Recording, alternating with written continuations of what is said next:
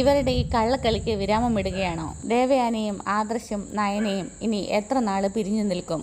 പൊളിയാൻ പോകുന്ന കളികൾ. അങ്ങനെ നമ്മുടെ നയനയും കൊണ്ട് നമ്മുടെ നന്ദുവും അതുപോലെ കനകയും എല്ലാവരും കൂടി വീട്ടിലോട്ട് പോയിട്ടുണ്ട് കേട്ടോ. എന്നാൽ കുറച്ച് ദിവസങ്ങൾക്ക് ശേഷവും നമ്മുടെ നയനയെ വീട്ടിലോട്ട് വിടാത്ത അവസ്ഥയാണ്. കനകയ്ക്ക് അറിയണം ഇത് എങ്ങനെയാണ് ഇതൊന്ന് സോൾവ് ചെയ്യേണ്ടത്, ഇവർ പറ്റിക്കുന്നത് ഇത് എങ്ങനെ എത്ര നാളും മുന്നിലോട്ട് പോകും എന്നൊക്കെ ഇങ്ങനെ അറിയേണ്ടതുള്ളത് കൊണ്ട് തന്നെ നമ്മുടെ നയനേനെ വീട്ടിലോട്ട് തിരിച്ചു വിടുന്നില്ല.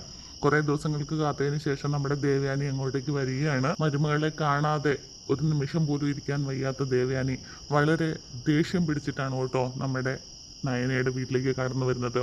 വന്ന ഉടനെ സിറ്റൗട്ടിൽ വന്നിരുന്നതിന് ശേഷം ഒരുപാട് കാര്യങ്ങളാണ് ദേവയാനി ചോദിക്കുന്നത്. നമ്മുടെ കനക നെഞ്ചും വിരിച്ചു നിന്ന് നമ്മുടെ ദേവയാനിയോട് പറയുകയാണ്, ഞങ്ങളുടെ മോളെ ഇനി അങ്ങോട്ടേക്ക് വിടാൻ ഞങ്ങൾക്ക് താല്പര്യമില്ല. അത് കേട്ട് കഴിയുമ്പോഴത്തേക്കിനും നമ്മുടെ ദേവയാനി നയനേനെ ഇങ്ങനെ കെട്ടിപ്പിടിച്ചുകൊണ്ട് കരയുകയാണ് കേട്ടോ. മുഖത്തോട്ട് നോക്കുന്നുണ്ട് പരസ്പരം. നമ്മുടെ നന്ദുവും അതുപോലെ തന്നെ കനകയും നല്ല കളി തന്നെ കളിക്കുന്നു കേട്ടോ.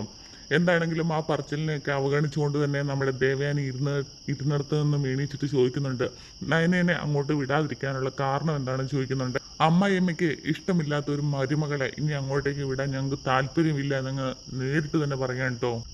അങ്ങനെ കനകയും നന്ദുവും 18 അടവുകളും പയറ്റി പൂശി തെളിഞ്ഞു വരുമ്പോൾ നമ്മുടെ ആദർശ് രംഗപ്രവേശനം നടത്തുകയാണ്. നമ്മുടെ ആദർശ് ഇവളെ അങ്ങോട്ട് വിടുന്ന കാര്യം എന്തായി എന്ന് അന്വേഷിച്ചുകൊണ്ട് വീട്ടിലേക്ക് എത്തുകയാണ് കേട്ടോ.